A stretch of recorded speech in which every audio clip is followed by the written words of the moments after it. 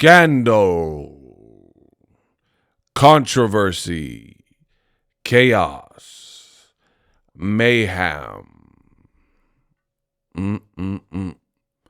Riyadh season, say it ain't so. Roll the clip. Are you just not interested in fighting over there? It's not that, but they came at me wrong the first time they ever came at me, which they said I will fight Devin.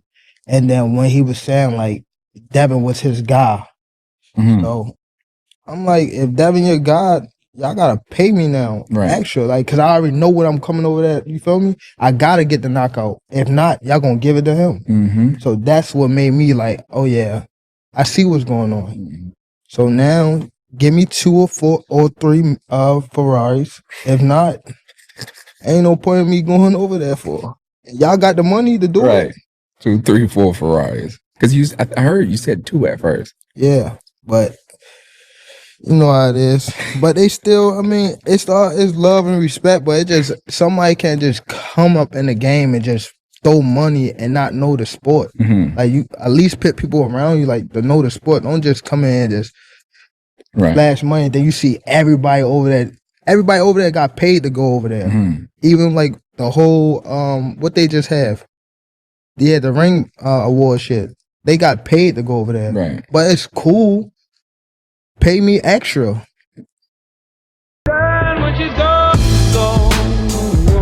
We unpack. We unpack.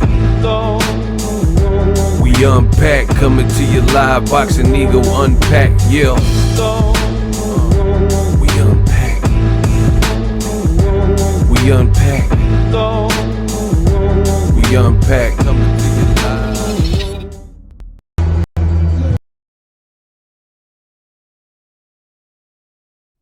Now this one is gonna hurt you more than it hurts me. But we got to talk about this. This is crazy. Crazy stuff in the world of boxing. Now, I told you guys to be cautious. There is a lot of corruption. Boxing is a dirty sport. Look for the compromised media. Compromised media is not going to tell you what I am about to reveal. Riyadh season. They just did their first kind of big show for 2025, and I guess it wouldn't be complete without some controversy. So leave it to your boy Ego to break it down. Compromised media, they're not going to tell you this. Like Turkey bought Ring magazine. They're not going to tell you about this. And if they do, they're going to wait for a person like me to make a video about it first, to the point where they have to answer it and they have to respond to it because my video is going to get traction, right? But they wouldn't do it on their own. Compromised media. So, Better Bia versus Bevo 2, the fight card. I mean, there was a lot said about it. They said, oh, it's the greatest card of the year. Greatest. Actually, they didn't say of the year. They said of boxing history. That's cap. It wasn't that. But I want to talk about a fight, not the main event, not the co-main event, but a fight with a Muslim fighter, Hamza Shiraz, who is a Riyadh season ambassador. Keep that in your mind. And a PBC fighter, Dominican fighter, who was a champion, who went over to Saudi Arabia, and his name is Carlos Adames. For starters, let me take you back before the fight even happened. Carlos Adames, the Dominican fighter, said he was having issues and he was stranded at the airport. So this is before fight week. You could go to his social media and he said, they won't let me into the country, right? So for some reason, he was stranded. I didn't hear about any other fighters being stranded, but this happened to him, right? You even had some flukes and some fallouts for this particular fight where they had to fly Josh Padley and Martin Bacoli on late terms, had to fly them to Saudi Arabia to fill in for other fights that actually got canceled, right? So with that being said, I found that to be a little bit weird, a little bit weird that Carlos Adames was talking about he was stranded and couldn't get into the country. Didn't think too much of it. I was like, all right, maybe they're playing mind games with him, whatever the situation is. And then I seen him at the fight week festivity stuff. So I was like, cool. They got it all figured out. We Gucci, right? Now, everybody who watched the fight, including some of the fighters and voices of the UK boxing and UK boxing scene, who happen to be extremely biased for their own. Like if you ever listen to a lot of these guys' commentary and stuff like that, unanimously, almost everybody said that the Dominican PBC fighter, Carlos Adames, won the fight. Should have won the fight running away. You had Dubois' sister said it. Just a lot of UK personalities. And I'm pointing them out because, again, with UK boxing, they kind of like worship their own and support their own. So Hamza Shiraz is from the UK and he's Muslim. And you had a lot of people who were like, nah, man, because the fight was ruled a split draw, which everybody said that's wrong. Now, with the split draw, the rightful person was able to keep their belt, but it should count as a dub and a W on their record because Adama clearly won by a long shot, right? And this is where it starts to get hairy, and this is where it starts to get chippy. Hamza Shiraz's face looked pretty beat up after the fight. Then they started making excuses, saying his hand was hurt or injured or something. So you mean to tell me that the judges seen him winning and had it a split draw and the rest of the world didn't see it like that? Plus he had a hand injury and he wasn't throwing punches, right? So the split draw was absolutely insane, and anybody who watched the fight can attest to that. Now we're getting to the heart of this video, the controversy.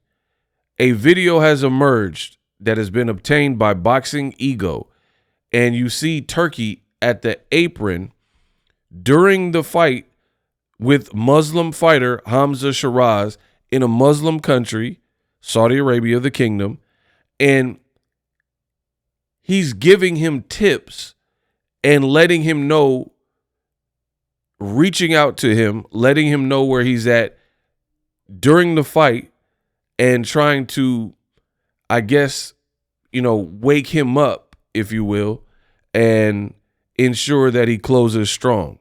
Let's take a look at it.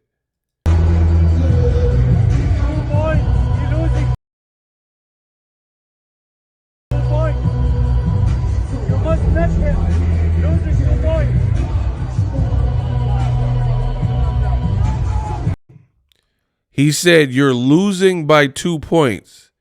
You're losing by 2 points.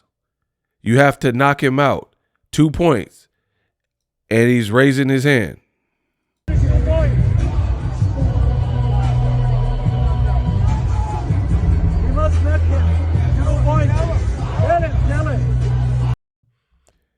You must knock him, like meaning you got to knock him out. You're down by 2 points. 2 points. You must do this, right? So it's urgent. And he's like, tell him. And you see the sense of urgency from Turki, who's the advisor. Huh? Let's look again.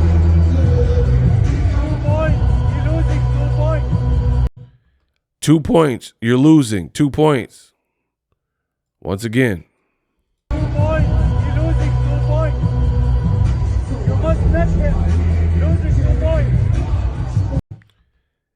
Again, 2 points. So he's repeating the message multiple times. And he walks away and he says, tell him. Like it's urgent that he gets this message.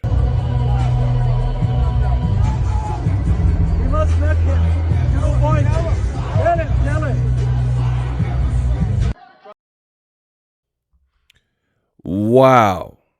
You must tell him You're losing by 2 points, 2 points. Now, you see Bronco, that's the nickname of Carlos Adames. Bronco on the trunk. This is during the fight. In the middle of the fight, Turki gets up and leaves his ringside seat. So right there you can see Turki. Look, and he gets up and he leaves his seat. Wow. Wow. The game of boxing is definitely corrupt and dirty. Now, I guess maybe some people don't understand what the big deal is. The big deal is this. This is not fair. It is not fair for the organizer / advisor. I don't know Turki's official title as far as he shows, but we'll say organizer, advisor, right? For him to get up out of his seat and relay these messages to Team Shiraz, urging him that he is down by 2 points, and he needs to try to go for the knockout. It's a boxing match. It's a boxing match. You should not intervene and interfere. You're not an official. You're not a commission member. You're not directly on his team. Like, I personally have seen people get kicked out for coaching from the sidelines because you can't do that. You have a team. You have a coach and a chief second and cut man, and you're limited to how many people can be coaching you. So I've seen where the person has their team and their cut man or whatever, and they're on the bench, and then somebody from that they know will come up and start coaching them and giving them advice. You're not allowed to do that under most circumstances because, I mean, what's the point? You're not supposed to. Who knows what information they're giving you and tips and stuff like that. That's why you have a team. You're supposed to be able to listen to your team. So for the person who's organizing the event to be this invested in the fighter winning, this looks extremely bad to me, and I don't see how anyone else can. First of all, you have Turki Al-Sheikh, who is Muslim, and you have Hamza Shiraz, who is Muslim, and it's like a buddy system, right? Where you're keying in and giving data and advice to one side and helping one side. Carlos Adames is the champion. He's with PBC. So he doesn't have anybody relaying any information, letting him know if he's up or down, right? So it comes across as extremely distasteful and biased. Again, the champion visiting the kingdom of Saudi Arabia, looking for a fair fight, and nobody is advising him, giving him details of how he's doing, letting him know what the judges' scorecards are, etc. Now, the other issue, when you look a bit deeper, is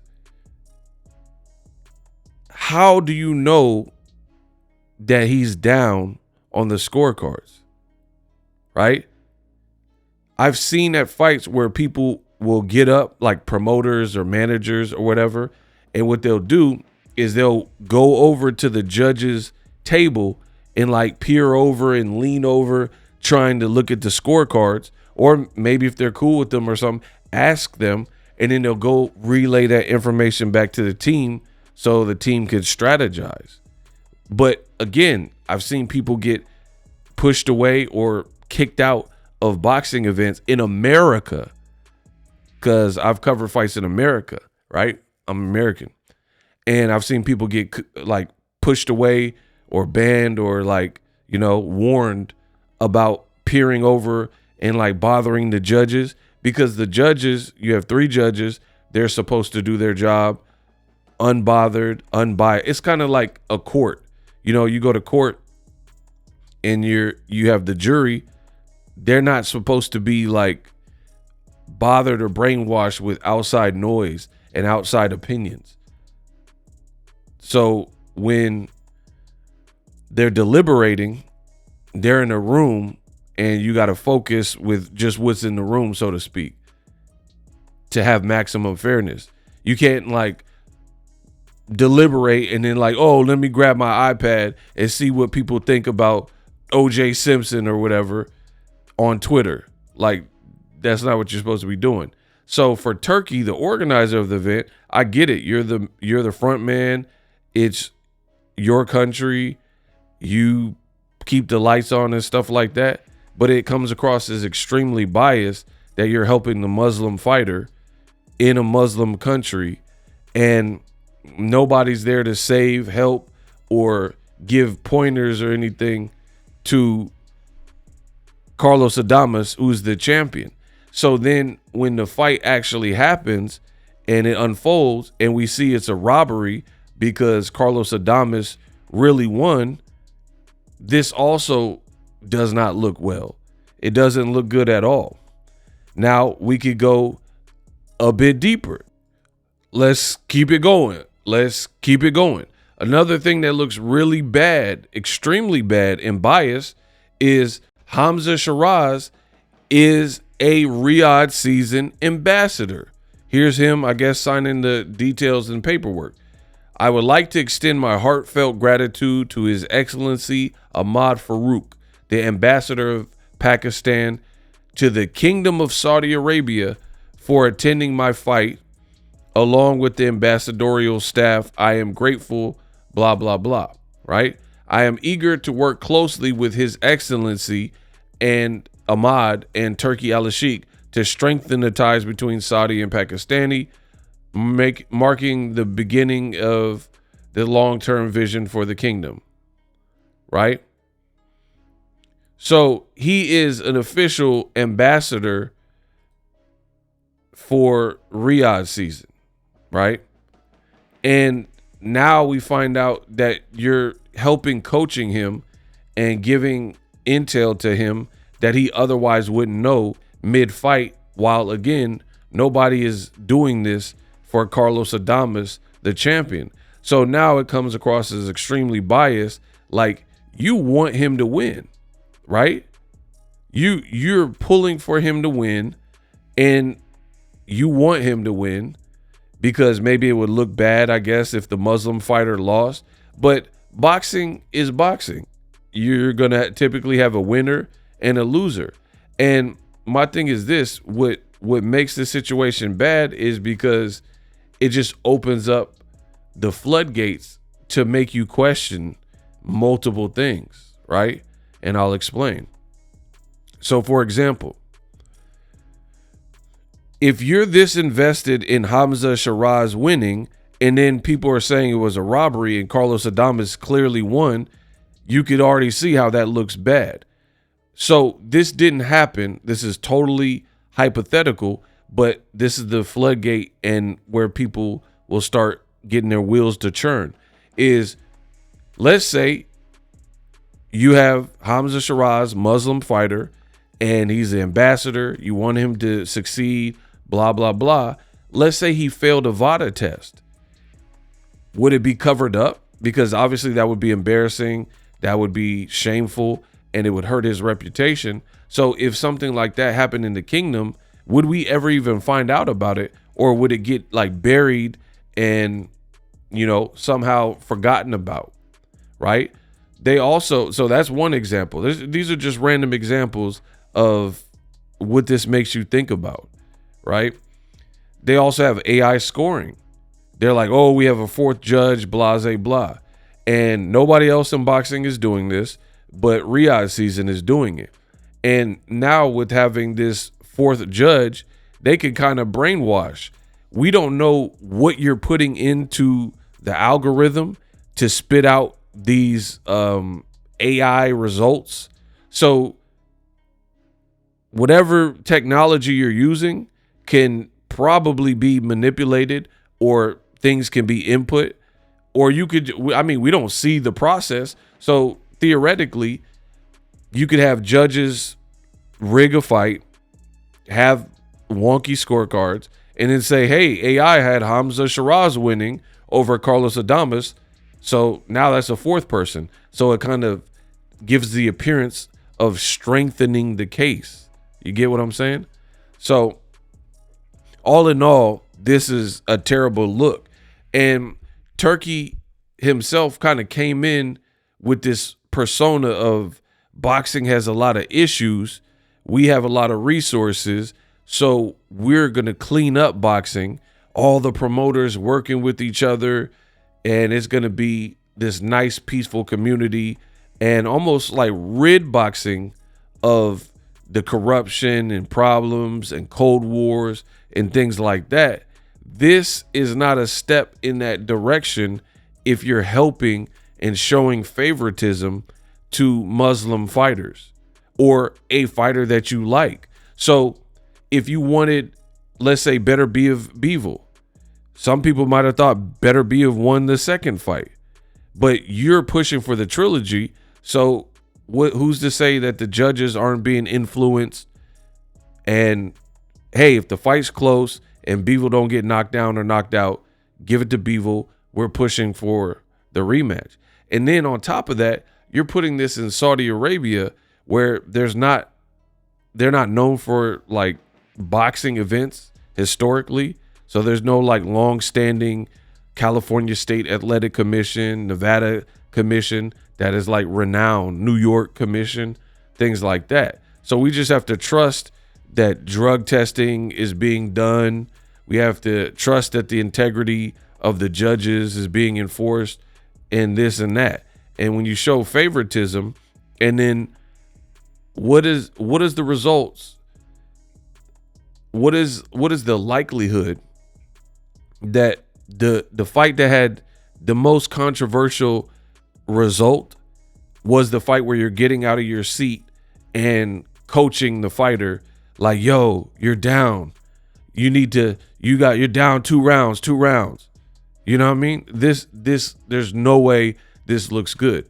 And then on top of it, you have Ring Magazine. They're not saying nothing about this. You have ESPN writers who, seem to love everything that Riyadh Season is doing and stuff like that. And nobody's mentioning this. And this is something that clearly should be mentioned because it influences fights, and it's something that boxing fans need to know about or be advised about, right? If you're going to do this in this instance, what's to stop it from, let's say, Canelo Alvarez versus William Skull? The world knows you want Canelo versus Crawford to happen in September. That is supposed to be your big fight for September in America, right? So if William Skull really wins and you go up to Canelo's corner and you're like, hey, you down 2 rounds, Canelo, so he can step on the gas and switch things up. Or how do you even know the scorecards? If you're just an organizer and you organized it, and you should just be able to sit back and enjoy the show and watch the fight. I mean, imagine if Al Heyman got out of his seat and went to Tank's corner and start coaching him during the Ryan Garcia fight, giving him intel and data to what the judges were scoring. And he did that for a non-PBC fighter to a Golden Boy fighter like Ryan Garcia, right? It looks like now you're aiding or helping out your fighter. And again, meanwhile, nobody's doing that to the opponent. Like, so Carlos Adames, he's just out in the cold. There's nobody to help him other than his team. And again, you're going to have some people who try to dismiss what I'm saying and act like this is cool. But to me, this is a clear conflict of interest. You're in a seat of power. You're the organizer, and you're assisting only one side, who happens to be an ambassador for Riyadh Season, who happens to be Muslim. And then the PBC champion is just out in the cold. Nobody to help him. It's not a good look. Now, at the beginning of this video, I played a recent interview clip from Gervonta Davis, and he literally said this, and it's so funny. I am the best in the business, and it's not even close. Tank Davis, there's a lot of content creators. They're here to cause confusion, clickbait, a bunch of smear campaigns to try to stain Tank's name. We know this, right? And when Tank put out this interview, they probably said stuff like, oh, he doesn't want to fight Devin Haney. He's scared. Because in this interview that you guys heard at the beginning, if you didn't, rewind this video and picture me rolling, right? He said, Devin Haney is your guy, Turkey. Why should I fight in Saudi Arabia if that's your guy? You got to pay me extra because, one, I'm Tank Davis. I'm the A+++ side, right? Two, you just admitted that Devin is your guy. So that means I'm going to need to knock him out, because if I don't knock him out, they're going to give the fight to him.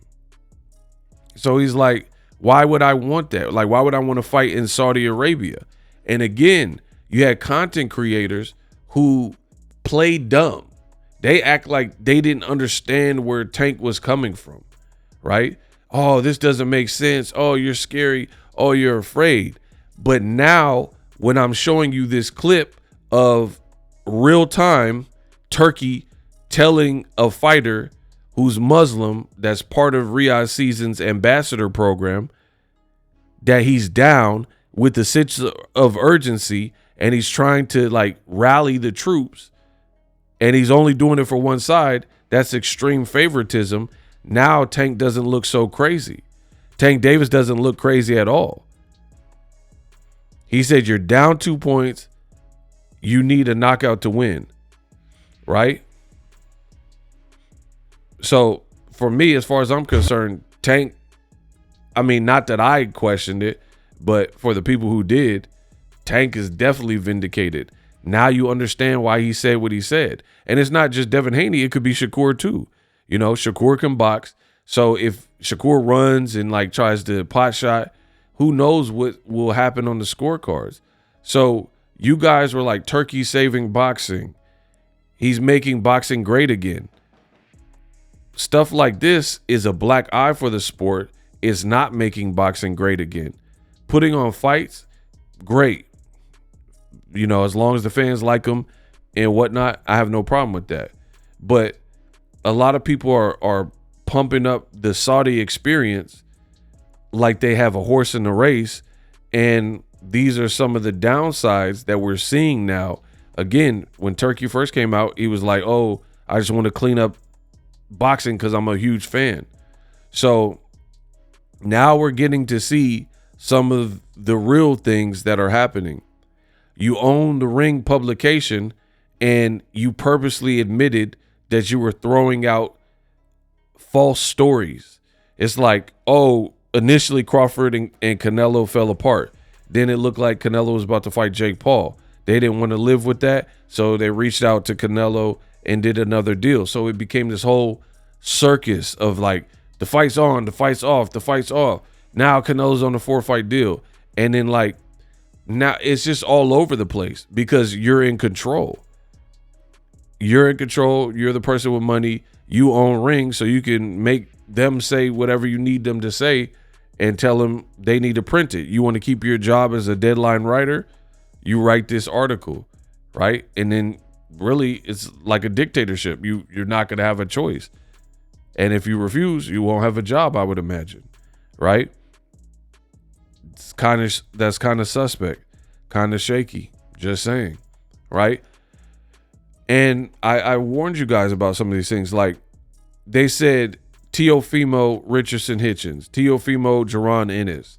Jaron Ennis is now fighting Stanionis. They said Teofimo, he's going to fight in Alcatraz, right? And then now Teofimo did an interview saying he might be on Canelo's card in Saudi Arabia. Like, this stuff is all over the place. Like, I thought he was fighting at Alcatraz. How did we go from Alcatraz? Not that I think that's a good idea, but how do we go from Alcatraz to Teo fighting on the Canelo card in Saudi Arabia? it's just like so much manipulation and intel and information is being put out. And then again, now you have this leaked clip of Turki trying to assist Hamza Shiraz. Again, why are you so invested in it? People win, people lose. It's a part of boxing, right? And then some people are like, oh man, he was just trying to help. Yeah, but he's not just trying to help Carlos Adames, who's champion. So again, why should PBC or whoever else send their fighters to Saudi Arabia if this is possibly the biased level of treatment that they'll receive? And some people are like, oh, I want David Benavidez versus Bivol in Saudi. Yeah, but the same thing can happen. He has more of a connection to Bivol and keeping the belts in Saudi and keeping it undisputed than a PBC fighter like David Benavidez. So will we get a fair fight if that were to happen, if Benavidez doesn't like demolish Bivol or something so painstakingly obvious where they can't take the fight away? So we knew boxing was grimy. We knew there was politics, and it looks like this continues. This is not cool. This is a clear conflict of interest. And boxing, you have to control your emotions. I've seen fighters that I know personally, right? That I know personally get knocked out. It comes with the territory. You don't want to see your homie get knocked out. But hey, the other person was better. They got knocked out. You got to control your emotions. I got a job to do. You know, everybody got a job to do. But with Turki having so much like power money-wise, having that power and that influence, he has influence over the judges. Like who can in the kingdom of Saudi, who can oversee to ensure fairness in things that are being done and being done with integrity? He's like the highest level of command because this is kind of his project. You see what I'm saying? So when you start seeing stuff like that, I don't know. I don't think people want to consider boxing not being fair. Like where you can, you know, get in the judge's ear, switch up the scorecards, or push for this guy to win so you could get a trilogy or so you could get the belts back or whatever. Like, I think at the heart of it, us boxing fans, we just want to see good fights. Whatever the outcome organically is supposed to be, that's what we want to see. I know, at least for me, that's what I want to see. If Hamza Shiraz was good enough on the night to beat Carlos Adames, cool. I don't have no problem with that. But he wasn't. So you really do him a disservice by saying it's a draw, because sometimes in loss, you learn the most about yourself. We've all taken losses. You don't have to be a boxer to take an L. Trust me, I've taken many of them, and I'll continue to take L's, right? And I've learned the most about myself during the L. Hamza Shiraz had a hurt hand. He wasn't throwing punches, and you kind of saved him. You saved him by giving him advice, and then whoever judges, they saved him by he should have a loss on his record instead of it being a draw. And to be honest, it's almost like spoiling a child. A child needs to learn they're not always going to get their way in life. So they want ice cream at 2 a.m. No, you're not getting that. You could cry all you want. You're not getting ice cream this late. You need to go to bed. You know what I mean?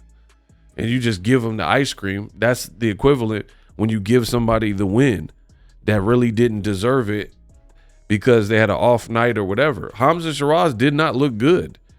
And then the world of boxing sees, and it kind of denigrates your event if it's not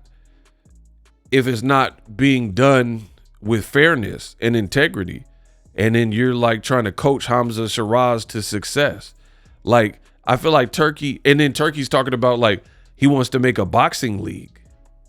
I mean, you're going to make a boxing league and then you'll have favorites and just like pull for your favorites. And I mean, are the matches going to be rigged? I mean, nobody wants to think about the dark side of boxing, but these are all things you have to think about and consider when you see videos like this. You have to really consider is everything on the up and up? Or can things be manipulated and people be bought or influenced to, hey, if the fight's close, lean this way? You know what I mean? And it's tough for fans to consider, but when you see stuff like that, I don't put nothing past people in boxing. I don't think this is right. I don't think Turki should have been in the corner. I mean, become a coach maybe if that's what you want to do. If you want to be Team Shiraz for real, you know, and you guys are that close, then maybe some kind of way do that. But I feel like blurring those lines, and Turki, you know what I mean, he's a grown man, he got all the money and stuff. So, you know, he's not going to take orders from me. I'm just giving my opinion on the matter. But I feel like when you start blurring those lines of, yeah, I'm the organizer, but I also do whatever I want, and I can help who I want, I can show favoritism when I want, you know, what's next? And then it just makes some of the controversies and conspiracy theories grow larger. Like when Floyd Schofield put out this thing that he's poisoned, you know, it breathes new life into some of these concepts. Like, I don't know if he was poisoned or not. Some people think it's far-fetched, but then when you see people going above and beyond to advocate or, you know, assist, who knows what people are doing. And I'm not saying Turki poisoned them, but what I'm saying is who knows, boxing as a whole is crooked. Who knows if somebody like Daniel Dubois gets sick, Floyd Schofield gets sick the week of, they looked in shape, looked like they had strong camps. Like, what's going on? Is it the water? Is it the time zone difference? Like, what's going on here? And then, you're saying, oh, I want to clean up boxing. I want a boxing league. I want to work with, you know, all these other people. This just doesn't entice people to want to be a part of that. Like I said, Tank Davis, he's the person that I played at the beginning. He's like, they came at me wrong. They came at me wrong. Devin's your guy. You want him to win. So I got to knock this dude out. Pay me extra. You go pay like you weigh. You got the money.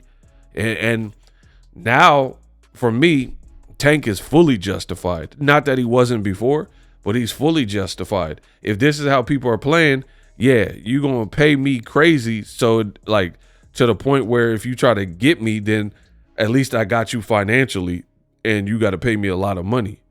But again, this is not right for this to be existing on any level, you know? And again, I already know the game. You're going to have people who automatically see what I'm talking about, get it.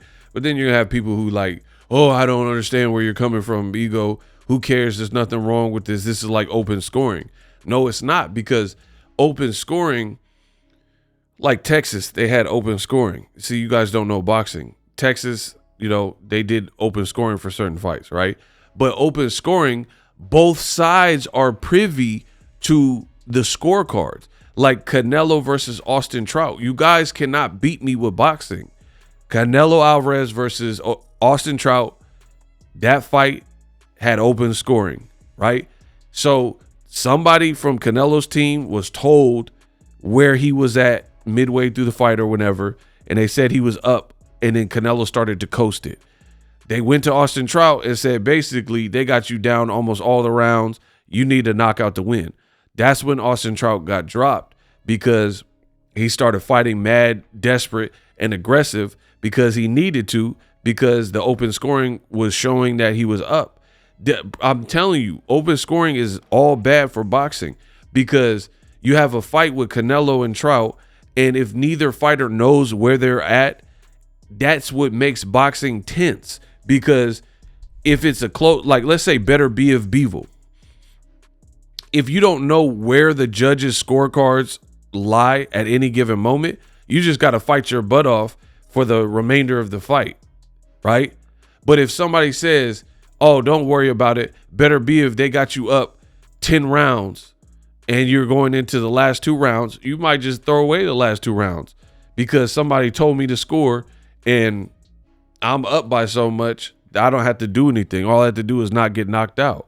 So I'm telling you, open scoring is bad because it changes the tenor of the fight. If you give those fighters that information, they should be in the blind. They should. Why do they need to know midway through the fight how they're doing? That's like you do a test in school and it's 50 questions. You don't get to do the first 25 and then take your page to the teacher and then have them grade that, and then you complete the rest of it. You got to do the whole 50-page test, turn it in, and then the next day your teacher will give you a grade and let you know how you did. So there's no reason for that. And like I said, besides that, open scoring, the intel and info is available to both sides. That's not what happened. There's no clips of Turki going to Carlos Adames like, hey, you're doing good, bro.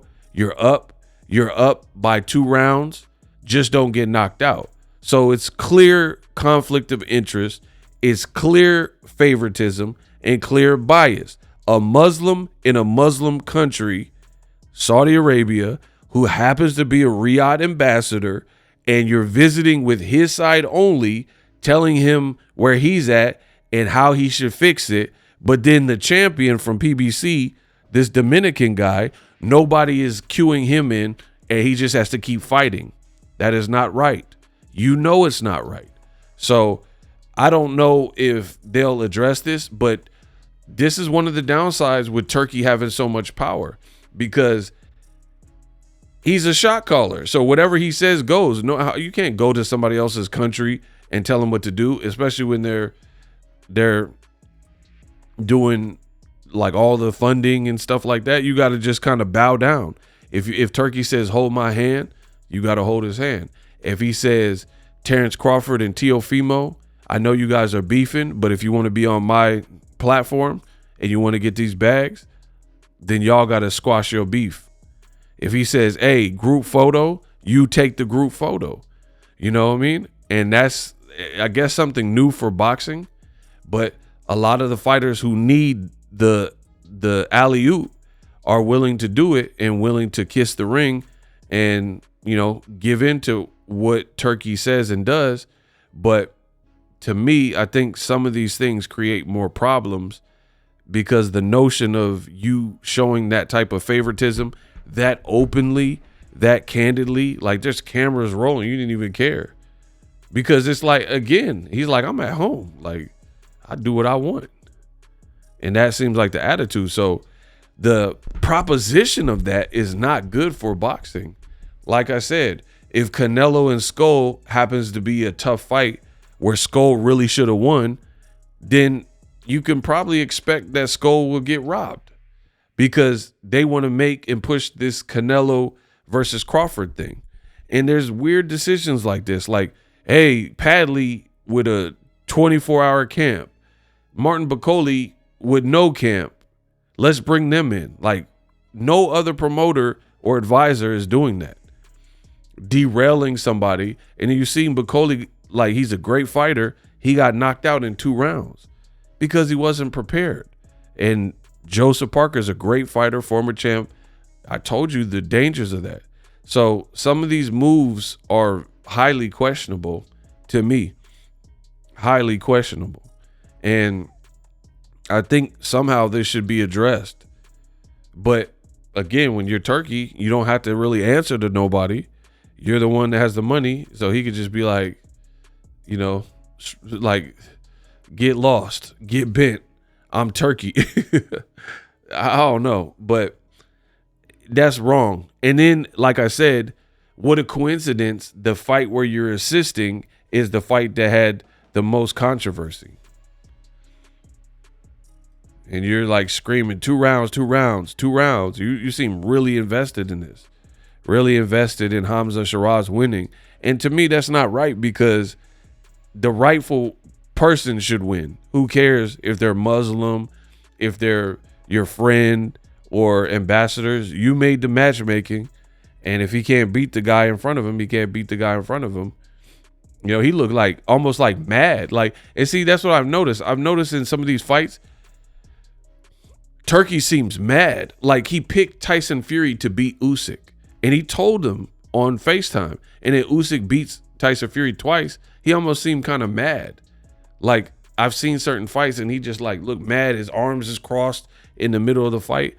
And I get being a boxing fan, But I think the obligation changes when you're the organizer too, or at least showing it so flagrantly. You know, just a little piece of advice from Boxer Ego. Let me know how I did in this video. Let me know if you see the drama and the clear cut conflict of interest here by having that happen. I mean, I think I illustrated it very well, but you guys let me know in the comment section. We unpack.